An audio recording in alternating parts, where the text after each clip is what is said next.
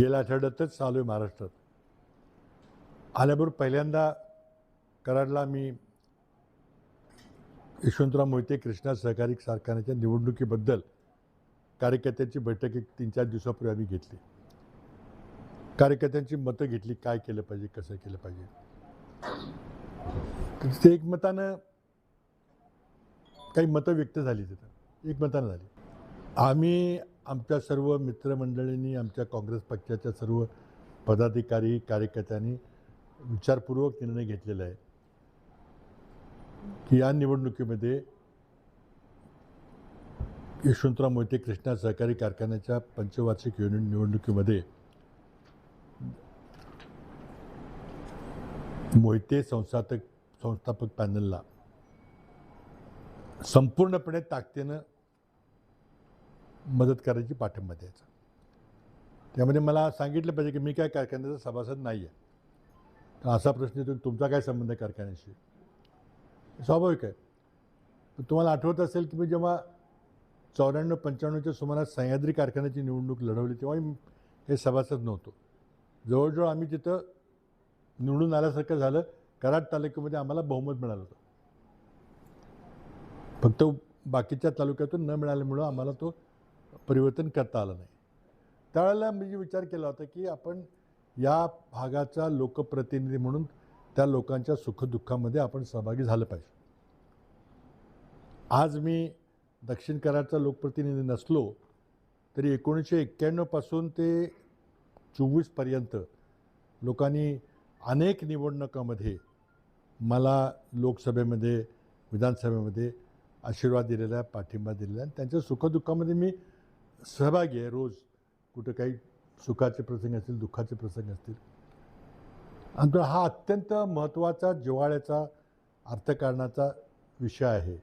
आणि त्यामुळं बाहेर होऊन बघ्याची भूमिका घेणं योग्य नाही. माझ्या कानावर असंही आलं की काही असं वक्तव्य करण्यात आलं की राजकारण वेगळं आहे, सहकारी वेगळं आहे. असं जर झालं असतं सुधारण तर फार आनंदाची गोष्ट होती.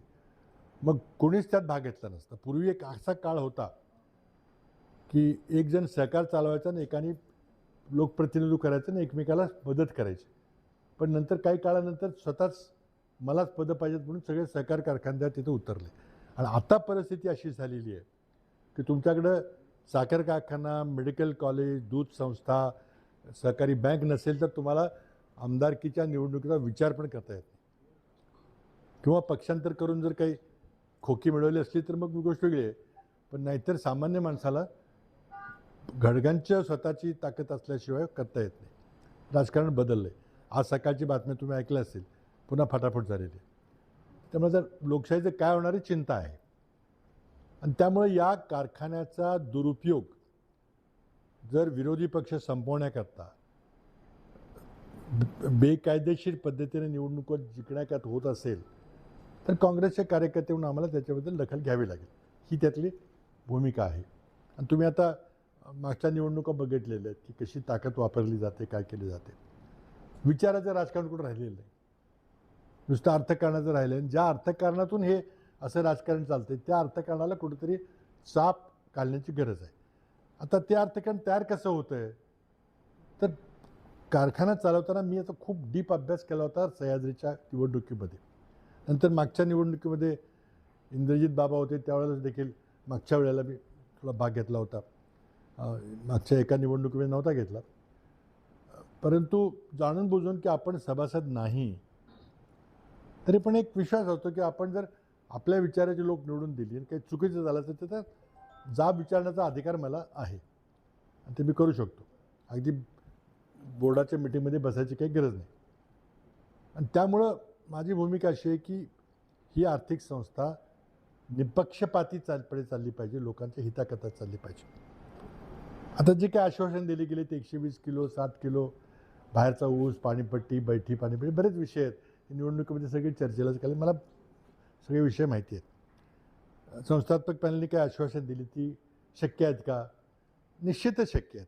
एक मोठा विषय असा आहे की कारखाना क्षेत्रातला बराच ऊस पाणीपट्टीच्या भीतीनं किंवा इतर काही कारणामुळं हा इतर ठिकाणी जातो आणि बहुतेक तो एका ह्यांच्याच खाजगी कारखान्याकडे जातो. आणि बाहेरचा ऊस आणण्याकरता 3-4 लाख टन बाहेरून ऊस आणलेला आहे. वाहतूक खर्च जास्त येतो, तो ऊस खर्चामध्ये मोजला जातो. ते न करता जर कार्यक्षेत्रातला ऊस वेळेवर नेला तर दरामध्ये फार मोठा फरक पडेल आणि हे सगळे आश्वासनं सहजपणे पूर्ण करण्यात येतील. पाणीपट्टी माफ करण्याची किंवा 120 किलो साखर देण्याची. परंतु काय आहे की राजकारणाचा आणि अर्थकारणाचा संबंध नसला पाहिजे खऱ्या अर्थानं, पण ते आता शक्य नाही. मला माहिती आहे की हे शक्यच नाही. आजकालच्या कारणामध्ये पैशाशिवाय राजकारण होत नाही आणि पैसे गोळा करायचा उत्कृष्ट मार्ग म्हणजे सहकारी कारखाना आहे. कारण इतर ठिकाणी काय होतं, समजा तुमचं एखादं कराडच्या बाजारपेठेत दुकान असलं, सोने चांदीचं असेल, टायरचं असेल किंवा किराणा मालचं असेल, तुम्ही जेवढ्याला माल विकत घेता, समजा टायर गुडइयर कंपनीकडून विकत घेतले आणि त्याच्यात 10% वाढवून 15% वाढवून विकले, तर खरेदी खर्च निश्चित असतो आणि विक्री खर्च निश्चित असून झालेला फायदा. सहकारी कारखान्याच्या बाबतीत काय, ऊसाचा दर निश्चित नसतो. आपण आधी ऊस गाळायचा, ऊस विक्री करायची, जे पैसे येतील त्यातनं खर्च वजा करून जे राहतील पैसे ते टनाला भागून मग पैसे द्यायचे लोकांना. आता तो खर्च जर वाढला तर टनाला पैशाची किंमत 1-2-4 रुपये 10 रुपये कमी होते. ती कोणाला लक्षात येत नाही. सर्वात जास्त दर अजूनही म्हणता येतो, पण त्याच्यापेक्षा जास्त दर देणं शक्य आहे. जरी लिकेज झालं नाही तर आणि राजकारणाकरता पैसा वापरला गेला नाही तर त्याला काटेकोरपणे कोणीतरी हिशोब मांडला पाहिजे. हिशोब आहे सगळा, पण इतकी दडपशाही आहे आणि वातावरण झालं की काय नाही होणार, हेच येणार, यांचं काय जमणार नाही, चुकीचं आहे. आज तुम्ही वातावरण पाहिलं, मी सारखे रिपोर्ट्स घेतोय, तर अशी परिस्थिती नाही आहे. म्हणून प्रामाणिकपणे ही जर आर्थिक संस्था चांगल्या पद्धतीने लोकांच्या हिताकरता चालायची असेल तर त्यामध्ये दोन बाजूंनी उलटसुलट विचार झाला पाहिजे. ते घेण्याकरता सक्षम तिथं लोकशाही पद्धतीनं संस्था चालली पाहिजे. हुकुमशाही पद्धतीनं जे चालतात सगळ्या महाराष्ट्रातल्या संस्था, ते चुकीचं आहे. मला जर पुन्हा संधी मिळाली असती मुंबईमध्ये आणखी 4 वर्ष 5 वर्ष मी सगळं सरळ केलं असं सगळ्यांना, पण ते काही मिळालं नाही संधी मला. आमच्या त्या आम्ही इरिगेशन क्षेत्र आणि राज्य सहकारी बँक दुरुस्त करायला गेलो, त्याची शिक्षा बसली आम्हाला. पण खूप कल्पना आहेत, चांगलं करता आलं असतं. ऑडिट असेल किंवा जे घोटाळे होत आहेत कसे होतात. आता मी माहिती थोडी घेतली की या कारखान्याचं 900-950 कोटी कर्ज आहे, बरोबर आहे. नव्या कारखान्याचा खर्च 1200 टनाच्या कारखान्याचा खर्च 500-600 कोटीचा आहे. आज राजाराम बापूने 4 कारखाने युनिट केले, वाहतूक खर्च कमी केला, तिथल्या तिथं कारखाना वेळेवर ऊस जातोय. एखादा विंग भागात किंवा इथं कोळे भागात कारखाना तो युनिट होऊ शकलं असतं, पण ते झालं उत्तर कराडमध्ये खाजगीमध्ये. तिथं काय कोणी विचारायला येत नाही, काय नाही. मला वाटतं ह्याचा कार्यकर्त्यांनी आणि ऊस उत्पादक शेतकऱ्यांनी गंभीरपूर्वक विचार केला पाहिजे. आणि जर आर्थिक संस्था सक्षमपणे चालवायची तर चर्चा झाली पाहिजे. इथं बोर्डामध्ये उलटसुलट निकष तपासले गेले पाहिजे. तर एकतर्फी कारभार चालला तर कोणाला नाही मिळणार नाही. आज पाणीपट्टीच्या भीतीपोटी माणसं ऊस बाहेर घालतात. कारखान्याचं नुकसान होतं, सभासद नुकसान होतं. काहीतरी मार्ग काढला पाहिजे त्यातून.